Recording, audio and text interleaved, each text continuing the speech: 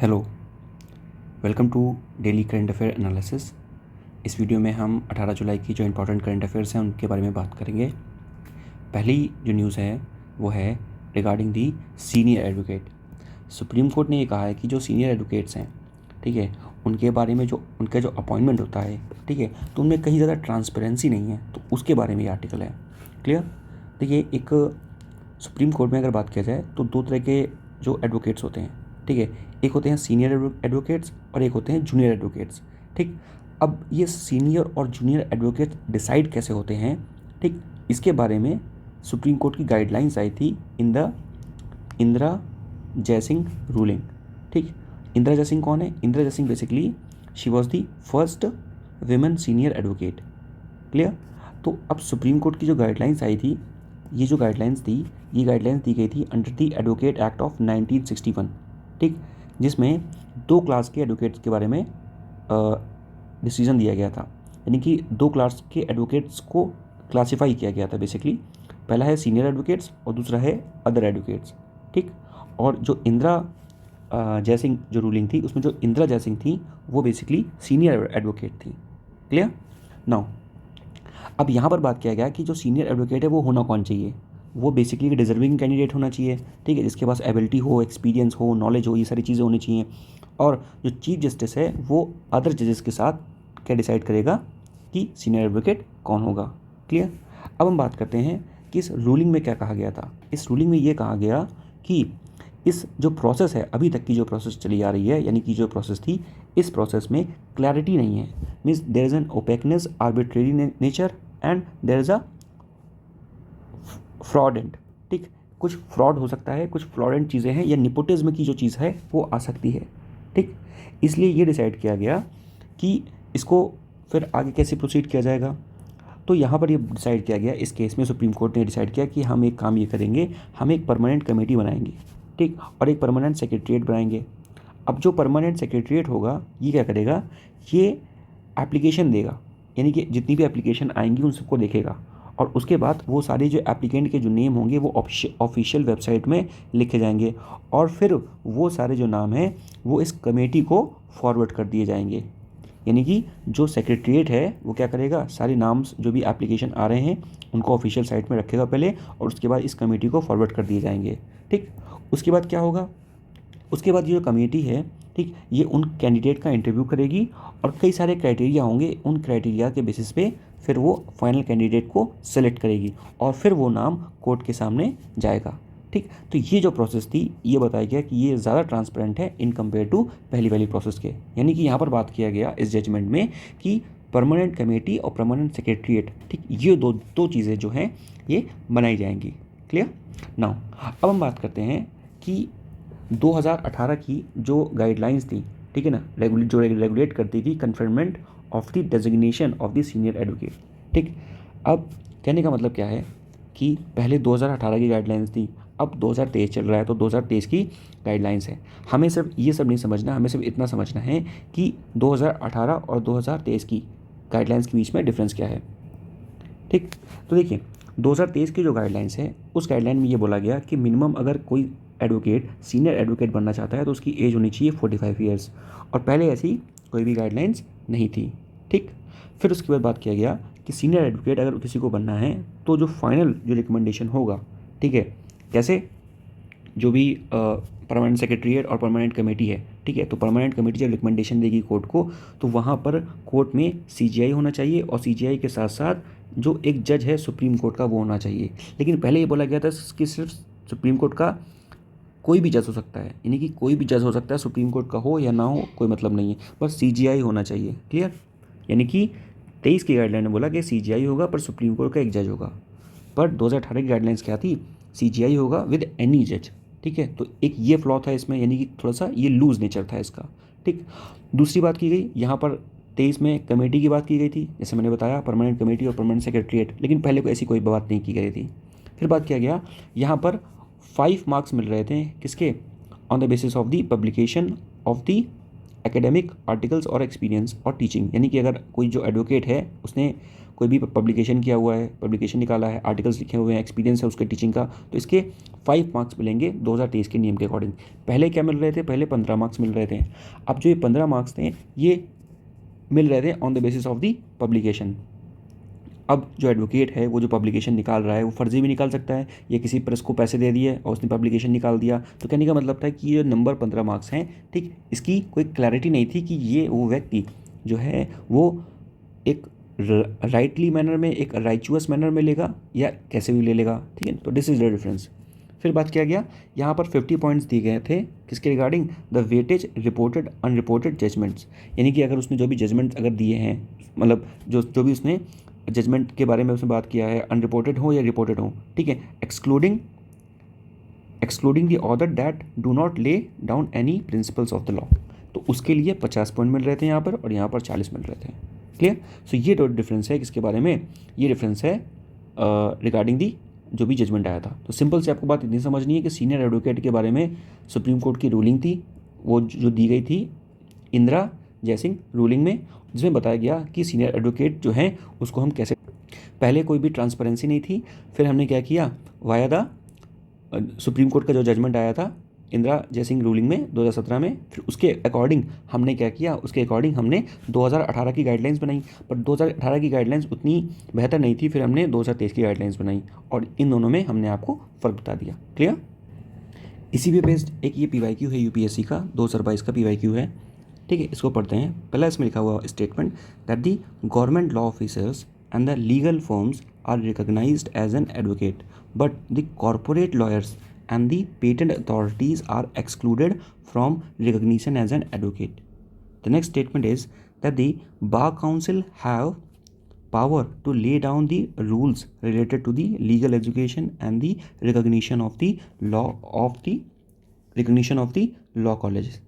Now, which one of the following statement is correct? तो जो इसका करेक्ट आंसर है वो बी है, ठीक है। सिंपल सी बात है, यहाँ पर लिखा हुआ है, तो पहला स्टेटमेंट क्या कह रहा है, पहला स्टेटमेंट कह रहा है कि जो गवर्नमेंट लॉ ऑफिसर्स हैं और जो लीगल फर्म्स हैं उसको हम रिकॉग्नाइज करते हैं एज एन एडवोकेट, बट जो कॉर्पोरेट लॉयर्स हैं, ठीक है, या जो पेटेंट अथॉरिटीज़ हैं उनको हम एक्सक्लूड करते हैं as the advocate, but this is wrong, उनको भी हम इंक्लूड करते हैं। द नेक्स्ट स्टेटमेंट इज कि जो बार काउंसिल्स हैं have the power to lays down the rules related to the legal educations and recognitions of the law college. Now this statement is correct, ठीक है। आपको पता है बार काउंसिल्स होती है जहाँ पर जो एडवोकेट्स होते हैं, ठीक है, उनका रजिस्ट्रेशन होता है बार काउंसिल में, ठीक, तो उन बार काउंसिल्स के पास पावर होती है कि they can lay down the rules related to the legal education, ठीक, और वो जो लॉ कॉलेजेस हैं, ठीक, उसके लिए भी रूल्स या नियम बना सकते हैं। Clear. Now moving forward, next article is Mekong Ganga cooperation. अभी जो हमारे एक्सटर्नल अफेयर्स मिनिस्टर हैं सुब्रमण्यम जयशंकर, ठीक है, तो वो बेसिकली 12th जो मेकॉन्ग गंगा कॉपरेशन है उसकी मीटिंग को अटेंड करने के लिए गए हुए थे, ठीक। अब हम बात करते हैं जो मेकॉन्ग गंगा कॉपरेशन का जो रीज़न है ये हमारे लिए क्यों इंपॉर्टेंट है। This is important for us because it here we are working as the, हम अपनी जो हमारी एक्ट ईस्ट पॉलिसी है इंडिया की, हम उस पर वर्क कर रहे थे। पहले 2013 की नियर अबाउट हमारी एक पॉलिसी थी that is the look east policy, ठीक, लुक ईस्ट पॉलिसी, इसको हमने चेंज करके क्या कर दिया, एक्ट ईस्ट पॉलिसी, और इसी के तहत हम बहुत ज़्यादा फोकस कर रहे हैं in the south east Asia में पूरे में, ठीक है। अब बात करते हैं कि मेकॉन्ग गंगा कॉपरेशन क्या है। देखिए मेकॉन्ग गंगा कॉपरेशन क्या है, जो मेकॉन्ग रिवर है, ठीक है ना, तो उस रिवर के अराउंड जो भी बेसिकली जो भी नेशंस हैं, ठीक है, तो वो सारे को मिलके हम बनाते हैं Mekong Ganga cooperation. Clear. Now इसका जो इस्टेब्लिशमेंट था वो 2000 में क्या हुआ था, ठीक, एट दी वियतनाम लाओस में, ठीक, और वहीं से इसकी फर्स्ट मिनिस्ट्रियल मीटिंग हुई थी। टोटल मेंबर्स की बात किया जाए, टोटल इसमें 6 मेंबर्स हैं। कौन कौन से हैं, India, Thailand, Myanmar, Cambodia, Laos, Vietnam. Clear. Now अब हम बात करें कि इनको याद कैसे करेंगे, तो इनको याद करने के लिए we have the mnemonics. Mnemonic क्या है, लिम्का टीवी, लिम्का टीवी। अब इसको याद कैसे करेंगे, L for your Laos, I for your India, M for your Myanmar, CA for Cambodia, and T for Thailand, and V for Vietnam, ठीक। तो आप लिम्का टीवी से याद कर सकते हैं the member of the Mekong Ganga corporation. Total कितने member हैं? Total 6 members are there. Now अब बात किया जाए, ये जो 6 मेंबर्स हैं, ठीक, ये कोलैबोरेट करते हैं in the tourism sector, culture sector, education and the transportation of and communication. Clear? And जो मेकॉन्ग गंगा है एंड हमारी जो गंगा है, ठीक है, ये मतलब मेकॉन्ग रिवर और गंगा, ये दोनों मिला के क्या बनाती है? मेकॉन्ग गंगा कॉर्पोरेशन पूरा। और ये बात करते हैं द सिविलाइजेशन रिवर्स, ठीक, they both are the civilization river, क्योंकि मेकॉन्ग गंगा और इंडिया में गंगा, इन्हीं के किनारे जितनी सिविलाइजेशंस थी, whether it is Indus valley civilizations या जितनी भी सिविलाइजेशंस है, मोस्ट ऑफ द टाइम वो नदी किनारे ही होती थी, so that they can use that water of the very river. Clear? फिर हम बात करते हैं कि what is the significance, historical significance और कंटेम्प्रेरी सिग्निफिकेंस क्या है मेकॉन्ग रीजन का। ठीक, तो कंटेम्प्रेरी सिग्निफिकेंस क्या है? क्योंकि जो मेकॉन्ग रीजन है पूरा साउथ ईस्ट एशिया, वो हमारे बहुत नियर अबाउट है, ठीक है। So we have the economic cooperation, ठीक है ना, और जिसको हम लोग अचीव कर रहे हैं by the act east policy which is focusing on the growth and the opportunity. फिर उसके बाद बात करें, हम बात कर रहे हैं कॉम्प्रिहेंसिव कनेक्टिविटी की। ठीक, हम अभी एक इंफ्रास्ट्रक्चर प्रोजेक्ट लॉन्च कर रहे हैं जहाँ पर हम बात कर रहे हैं India Myanmar Thailand trilateral highway की, यानी कि वहाँ पर हम एक हाईवे ड्रॉ करने की बात कर रहे हैं जो कि इंडिया म्यांमार और थाईलैंड को कनेक्ट करेगा। And the motor vehicle agreement हम भी करेंगे, ठीक है, हम मोटर व्हीकल एग्रीमेंट करेंगे इंडिया थाईलैंड और म्यांमार, यहाँ पर ट्राइलेटरल हाईवे भी बनाएंगे। Apart from that we are also focusing on the developmental partnership. ठीक, कल्चरल सिग्निफिकेंस की बात करें तो कि ये जो बेसिकली, जैसे मैं चोला एम्पायर की बात भी करूं तो चोला एम्पायर का जो राज था वो साउथ ईस्ट एशिया तक का था, श्रीलंका के बहुत आगे म्यांमार और इंडोनेशिया तक के था। ठीक है, तो कहने का मतलब क्या है कि we have a rich cultural heritage sites, ठीक है, मतलब कि जो रिच हमारी हिस्ट्री है वहाँ पर रिफ्लेक्ट करती है। ठीक है, we also have the cultural heritage. ठीक, जियोग्राफिकल प्रॉक्सिमिटी तो है ही है, मैंने कहा कि हमारी जो रीजन से काफ़ी सारा क्या है प्रॉक्सिमिटी है, and because of that we have the good trade with them, we have the good cultural exchange with them, clear, and we also have the in the name of cultural exchange हमारे पास क्या है, India और ASEAN जो बीच की countries हैं, ठीक है, उनके बीच में भी काफ़ी सारा कल्चरल एक्सचेंज होता है। ठीक, और हम बात करें तो जैसे मैंने बताया कि टूरिज्म की एक्टिविटी, ठीक है, टूरिज्म की एक्टिविटी और एजुकेशन की एक्टिविटी हम कॉपरेट कर रहे हैं in the sector of the tourism, ठीक है ना, we are cooperating in the science sector, we are cooperating in the technology sector. ठीक, और apart from that we are also focusing on the India and the south east Asia. ठीक है, तो ये बात हुई हमारी मेकॉन्ग गंगा कॉपरेशन के बारे में। फिर हम बात कर रहे हैं कि जैसे यहाँ पे लिखा हुआ है क्वेश्चन है, ठीक है, क्वेश्चन है कि in the Mekong Ganga cooperation and initiative of the 6 countries which of the followings are not participant of the Mekong Ganga cooperation. तो सिंपल सी बात पूछ रहा है कि मेकॉन्ग गंगा कॉपरेशन में कौन पार्टिसिपेट नहीं करता। अभी बताया मैंने आपको लिम्का टीवी, ठीक है, तो लिम्का टीवी में कौन नहीं है? लिम्का टीवी में चाइना नहीं है और बांग्लादेश नहीं है। ठीक, तो यानी 1 और 3 नहीं होंगे। ठीक है, कौन सा पार्टिसिपेट नहीं करता है? तो 1 और 3 पार्टिसिपेट नहीं करेंगे, so C will be the correct option. Now moving forward, ये बात कर रहा है the reform of in the Indian railway. आपको पता है भी कि उड़ीसा की भी जो ट्रेन हादसा हुआ था, ठीक है, उसके अलावा भी इंडियन रेलवे में और कौन कौन से रिफॉर्म की ज़रूरत है। क्लियर, तो सबसे पहले बात करते हैं, जैसे हमने सबसे हमारी जो इंपॉर्टेंट ट्रेन से हमें चल रही है वंदे भारत ट्रेन। ठीक, तो वंदे भारत ट्रेन तो चल रही है, but what overall improvement we could do so that जो रेलवे की जो सर्विस है वो और अच्छी हो जाए। सबसे पहले बात करते हैं, देखिए इंडिया में ना रेल की प्रॉब्लम नहीं है, इंडिया में प्रॉब्लम है ट्रैक्स की। We have the limited tracks और उसी ट्रैक पे ट्रेन को चलना है। ठीक, तो अगर कोई बड़ी ट्रेन आती है तो छोटी ट्रेन को साइड में कर देते हैं सो दैट जो बड़ी ट्रेन है वो आगे निकल सके। सो कहने का मतलब है there is a more problem of the tracks, तो हमें नए ट्रैक्स और ले डाउन करने पड़ेंगे। ठीक है, so the first problem is of the congestion network. 60% जो ट्रैक्स हैं, ठीक है ना, they are working on the 100% of the capacity. Clear, और इसकी वजह से क्या हो रहा है, there is a reduction in the overall speed. जो ओवरऑल स्पीड है वो क्या हो रही है, काफ़ी ज़्यादा कम हो रही है। ठीक, and we have also the low efficiency, यानी कि जो ह्यूमन रिसोर्स है, जितना हमें कैपेसिटी चाहिए, मैन पावर चाहिए in the railway, it is not up to the mark, वो नहीं है। ठीक है, अपार्ट फ्रॉम दैट जो इंटरनल रेवेन्यू की भी प्रॉब्लम है। ठीक है, जितना रेवेन्यू चाहिए हमें रेलवे के लिए वो नहीं मिल पा रहा। Even though the central government is providing the revenue, but वो रेवेन्यू काफ़ी टाइम से जो प्रोवाइड कर रहे हैं इट इज़ ओनली कंसिस्टेंट, वो बढ़ नहीं रहा है। ठीक है, और बढ़ भी रहा है तो इतने सारे खर्चे हैं, वो कैसे निकलेंगे। Now apart from that centralising decision making power, कहने का मतलब है कि जो इंडियन रेलवे है बहुत बड़ा नेटवर्क है, ठीक। अब इसकी जो पॉलिसीज़ हैं वो कौन बनाता है, रेलवे बोर्ड, ठीक। So railway board has the power to make the policy also and make the operations and the regulations. तो इसकी वजह से कहीं ना कहीं एक सेंट्रलाइजिंग टेंडेंसी आ जाती है, ठीक। इसको दूर करने के लिए हम क्या कर सकते हैं, we have the railway zones, ठीक। सो हम क्या कर सकते हैं कि रेलवे जोन्स को पावर डेलीगेट कर सकते हैं, ठीक है। सो दैट जब लोकल लेवल पे कोई चीज़ अथॉरिटी मिलती है उनको, सो बिकॉज लोकल लेवल पे क्या होता है कि दे नो वेरी वेल कि क्या लूप होल्स हैं, ठीक है ना, क्या नो हाउ होने चाहिए चीज़ों को डेलिकेटली हैंडल करने के लिए, सो दे नो इट बेटर, ठीक है। जिस लाइक हमने जब 3 टायर सिस्टम लाए थे, ठीक है, तो बलवंत राय मेहता कमेटी के द्वारा, तो हमने क्या किया उसमें, जब हमने टायर 3 यानी कि लोकल अर्बन गवर्नमेंट बॉडीज़ पे या रूरल बॉडी पे हमने जब उनको पावर डेलीगेट की, ठीक है ना, by the 73rd amendment 74th amendment, तो हमने क्या किया, हमने जब लोकल लेवल पे पावर दी तो उनके पास पावर आई, बिकॉज तो वो बहुत अच्छे से काम कर रहे थे, बिकॉज लोकल लेवल पर लोकल लोगों को पता है कि कैसे चीज़ों को हैंडल करना है, ठीक है ना। तो हम ये कर सकते हैं कि जो रेलवे बोर्ड है उसके बीच में और जो रेलवे जोन्स हैं, ठीक, उनकी पावर्स के बीच में इक्विलिब्रियम बना सकते हैं, clear. And apart from that there is a poor quality of the service delivery, आपको पता है जैसे ट्रेन हादसे हो जाते हैं, ये सारी चीज़ें हैं, ठीक है, तो ये हो रही है, ठीक। उसके अलावा एक बड़ा इंटरेस्टिंग फैक्ट ये भी है कि जो एविएशन इंडस्ट्री है बहुत अच्छे से ग्रो कर रही है, एंड जो personal disposable income of the people है, ठीक है, it is also increasing, okay. The personal disposable जो इनकम है लोगों की वो भी क्या हो रही है, इंक्रीज कर रही है। So they are more preferring the flights rather than the trains, ठीक है। तो कहने का मतलब है कि इसकी वजह से भी क्या है, रेलवे को फ़र्क पड़ रहा है, ठीक है। And poor finances is the all weather cause. अब बात करते हैं कि जो रेलवे है, ठीक है, रेलवे ने क्या क्या नए स्टेप्स लिए हैं for the welfare of the railway department.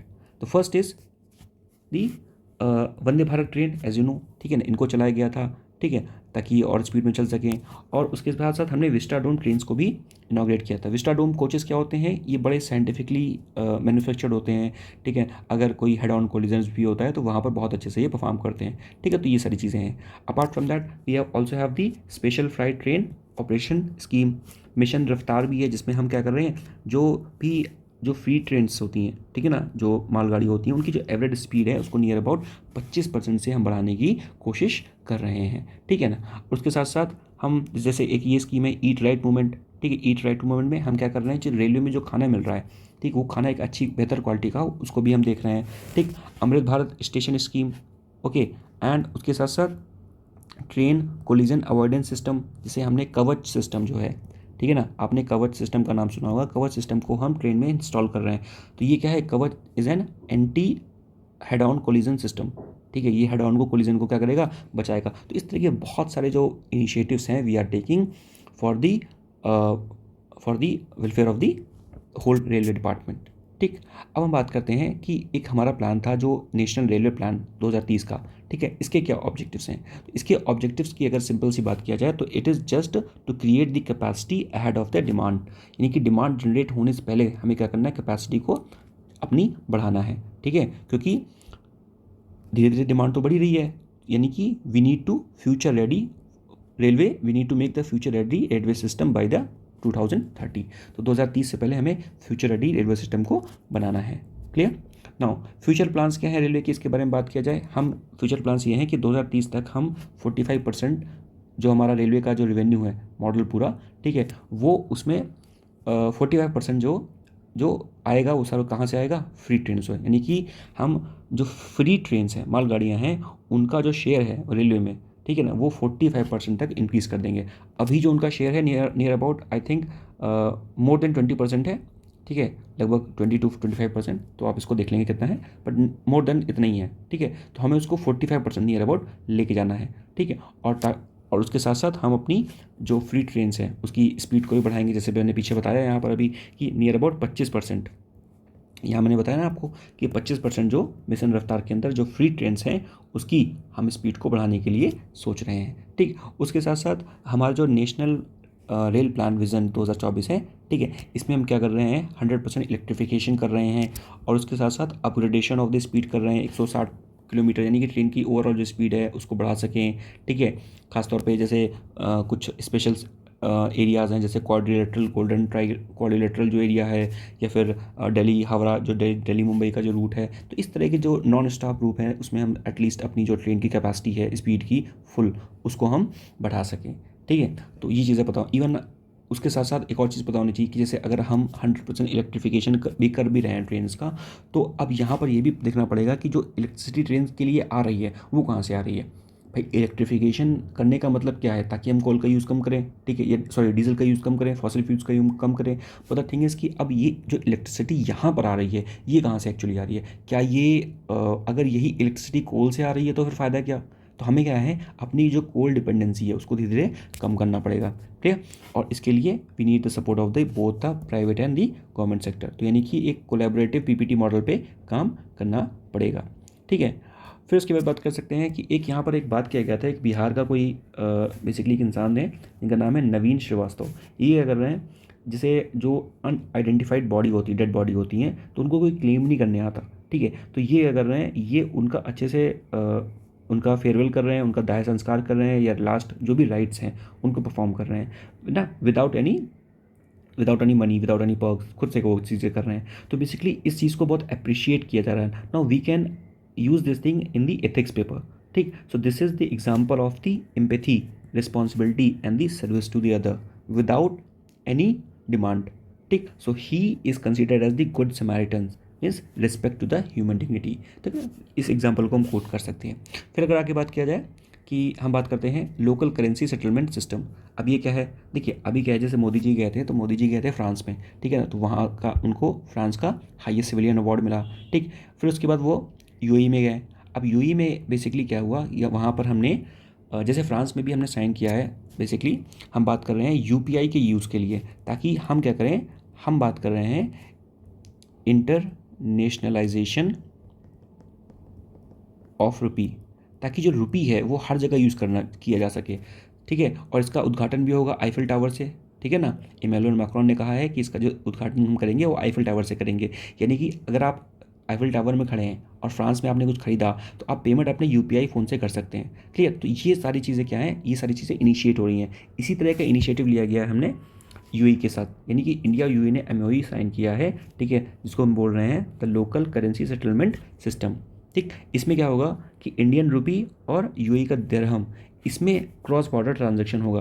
कहने का मतलब क्या है कि अगर यूएई का सामान इंडिया के अंदर इंपोर्ट होता है, ठीक है, अगर यूएई का सामान इंडिया के अंदर इंपोर्ट होता है तो वो दिरहम में पे कर दें। ठीक, और उसके बाद अगर हम वहाँ से कोई सामान खरीद अपना बेच रहे हैं तो हम आईआर इंडियन करेंसी में पे कर दें। गेटिंग माय पॉइंट, कहने का मतलब है कि शायद मैंने उल्टा बोल दिया, फिर से देखते हैं इसको। जैसे ये यूएई है, ये इंडिया है। ठीक, अब हमारे पास क्या है, हमारे पास इंडियन करेंसी है, इनके पास क्या है, दिरहम है। ठीक, कहने का मतलब है अगर हमें इनको कोई सामान बेचना है, ठीक, तो ये जो हम बेचेंगे तो ये जो पेमेंट करेंगे वो किस में करेंगे, दिरहम में करेंगे। ठीक, उसी तरह से जब हम इनसे कोई सामान खरीदेंगे तो हम जो पेमेंट करेंगे वो हम इंडियन करेंसी में करेंगे। क्लियर, तो इस कहने का मतलब क्या है, इसी को बोलते हैं क्रॉस बॉर्डर ट्रांजेक्शन। ठीक, ये क्या प्रमोट करेगा, ये प्रमोट करेगा हमारा कैपिटल अकाउंट कन्वर्टिबिलिटी को, कैपिटल अकाउंट कन्वर्टिबिलिटी। अब बात करते हैं कैपिटल अकाउंट क्या होता है। देखिए, एक होता है करंट अकाउंट, करंट अकाउंट, और एक होता है कैपिटल अकाउंट। ठीक, उसी के आगे लग जाता है करंट अकाउंट कन्वर्टिबिलिटी और कैपिटल अकाउंट कन्वर्टिबिलिटी।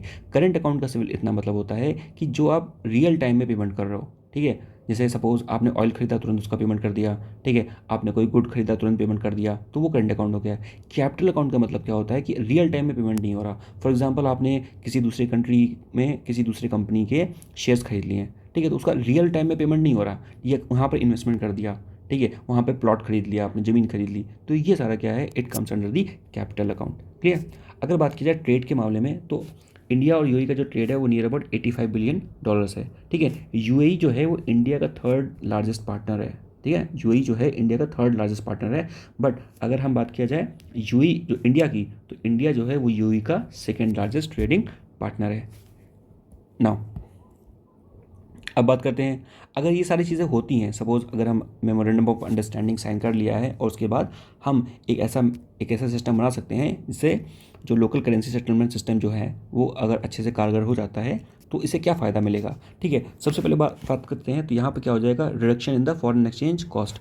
ठीक है, हमें अभी क्या करना पड़ता है, अपने पास फॉरेन एक्सचेंज रिजर्व रखना पड़ता है in the form of gold, in the form of dollar specially. ठीक है, क्योंकि डॉलर क्या है, dollar is a global currency, तो हर कोई डॉलर को रखता है। ठीक, लेकिन अगर हम लोग क्रॉस बॉर्डर ट्रांजैक्शन जो कर रहे हैं वो लोकल करेंसी में कर रहे हैं अपने देश की, तो उससे क्या होगा कि हम अपने फॉरेन एक्सचेंज का जो बर्डन है उसको रिड्यूस कर सकते हैं, तो this is a good thing. ठीक, तो थर्ड पार्टी हमें यूएस पे डिपेंड नहीं होना पड़ेगा। ठीक, और ये जो क्या करेगा, ये मिटिगेट करेगा the exchange rate risk reduction, यानी कि जो एक्सचेंज रेट में रिस्क लगता है, यानी कि कहने का मतलब है कि जो डॉलर की कन्वर्टिबिलिटी होती है, ठीक है, ये आज का क्या एक्सचेंज रेट है, कल का क्या एक्सचेंज रेट है, and exchange rate is based on the market factor. तो ये जो रिस्क है इसको भी हम रिड्यूस कर सकते हैं अगर हम ट्रेड कर रहे हैं in the Indian currency. Clear, and this will also reduce the delay and the complexity in the time factor, because if you are exchanging your money in dollar तो इट विल टेक टाइम। ठीक है, तो ये सारी चीज़ों को reduce कर देगा।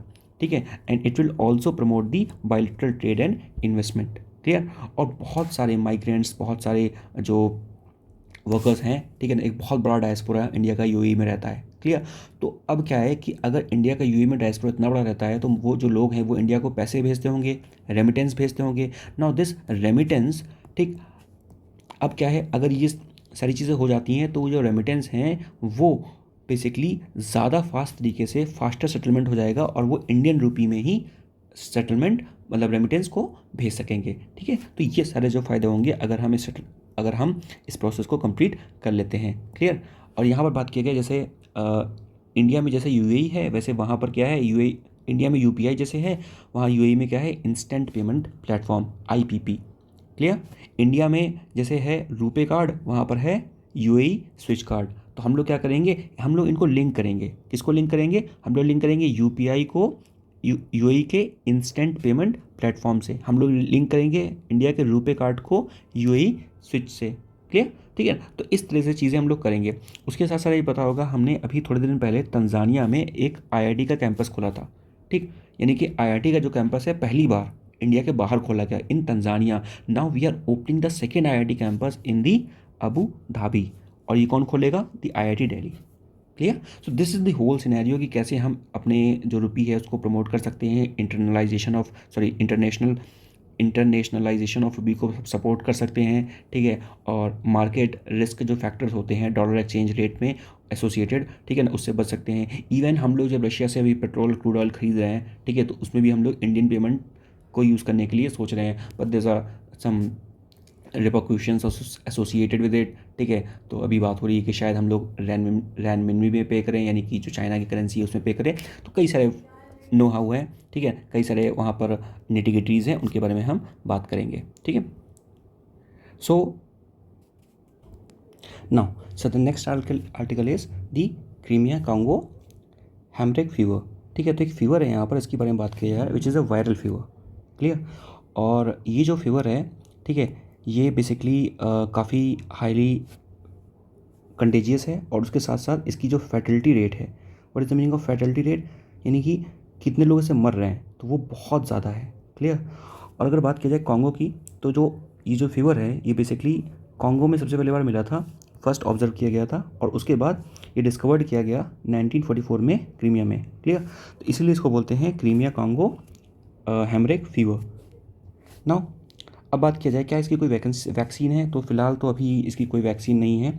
ठीक है, तो ये काफ़ी प्रॉब्लमेटिक है। Apart from that it is endemic to the Africa, Balkan countries और मिडल ईस्ट और parts of the Asia. And जैसे जैसे टेम्परेचर बढ़ता है तो इसका जो प्रभाव है वो बढ़ता है, यानी कि क्लाइमेट चेंज जो है वो अफेक्ट करता है इस वायरस को। ठीक है, और यही सारी जो कंडीशन है ये इसके लिए क्या है, फेवरेबल है। ठीक, नाउ अब बात करते हैं नेक्स्ट आर्टिकल के बारे में, which is a science article. इसमें बात किया गया है कुछ नहीं, सिर्फ लो कॉस्ट परवोस्काइट सोलर सेल्स। ये क्या है, ठीक है, सोलर सेल्स जो होते हैं वो काफ़ी महंगे होते हैं। तो अभी यहाँ पर बात किया गया है कि इन्होंने एक ऐसा सोलर सेल डेवलप किया हुआ है ठीक है ना, एक इंस्टीट्यूट ने which is the international advanced research centre for the powered metallurgy and the new material institute in the Hyderabad. ठीक, ये जो सोलर पावर प्लांट है, सोलर सेल है, ये क्या करेगा, basically it is highly developed and stable. Clear. और उसके बाद ये जो बेसिकली क्या होता है, जैसे आप कोई सोलर सेल को यूज़ कर रहे हैं, ठीक है, तो थोड़े टाइम बाद क्या होता है, वो डिग्रेडेट हो जाता है, यानी ख़राब हो जाता है। ठीक है, तो इससे ये बचाएगा, यानी कि जल्दी क्या नहीं होगा, जल्दी ये डिग्रेडेट नहीं होगा। ठीक, यानी कि जो उसकी ड्यूरेशन ऑफ ऑपरेशन है वो ज़्यादा रहेगी। ठीक है, लॉन्ग लास्टिंग रहेगा, ऐसा आप समझ सकते हैं। पर इसके भी कुछ प्रॉब्लम्स हैं। अब ये लॉन्ग लास्टिंग चलेगा, पर इसको कुछ इश्यूज़ हैं, जैसे मॉइस्चर हो गया, इन्वायरमेंट हो गया, ठीक है ना, इस तरह के कुछ इश्यूज़ हो सकते हैं, यानी कि इन्वायरमेंटल फैक्टर, हीट, ठीक है ना, ये सारी चीज़ें जो हैं इसकी स्टेबिलिटी को स्टेबलाइज, जो इसकी स्टेबिलिटी उसको हैम्पर कर सकते हैं। सोलार सेल या सोलार पैनल से रिलेटेड एक चीज़ आपको ये भी पता होनी चाहिए कि जो सोलार पैनल्स होते हैं, ठीक है, वो सस्ते तो मिलते हैं, ठीक है, हमारे इंडिया में, बट कहने का मतलब है कि जो जब वो ख़राब होते हैं, ठीक है, तो वो रिपेयर नहीं होते हैं। जितने में आप रिपेयर करवाओगे उतने में आप नया ले लोगे। तो इससे क्या हो रहा है, इससे बहुत ज़्यादा ई वेस्ट जनरेट हो रहा है। तो ये पता रहना चाहिए आपको कि सोलार सेल से या सोलार जो पैनल्स हैं उससे जितना फ़ायदा है उतना नुकसान भी है, यानी कि ई वेस्ट बहुत ज़्यादा जनरेट हो रहा है। ठीक, फिर हम बात कर रहे हैं घाघरा रिवर की। ठीक है ना, घाघरा रिवर क्या है, ठीक, घग्गर रिवर। ठीक है, तो ये क्या है, अभी जैसे आपको पता है हिमाचल में बहुत ज़्यादा, जो हिमाचल उत्तराखंड में बहुत ज़्यादा डिवास्टेटिंग वेदर का, क्लाइमेट चेंज का इफेक्ट देखने को मिला हुआ है, तो उसके बारे में ये रिवर न्यूज़ में थी। और उसके बाद आपको पता होना चाहिए इसकी ट्रिब्यूटरी के बारे में बात किया जाए तो टंगरी और मरकंडा, ये इसकी दो ट्रिब्यूटरीज़ हैं। और ये जो घग्गर रिवर, ये किसकी ट्रिब्यूटरी है, तो Ghaggar river it is a tributary of the Sutlej river.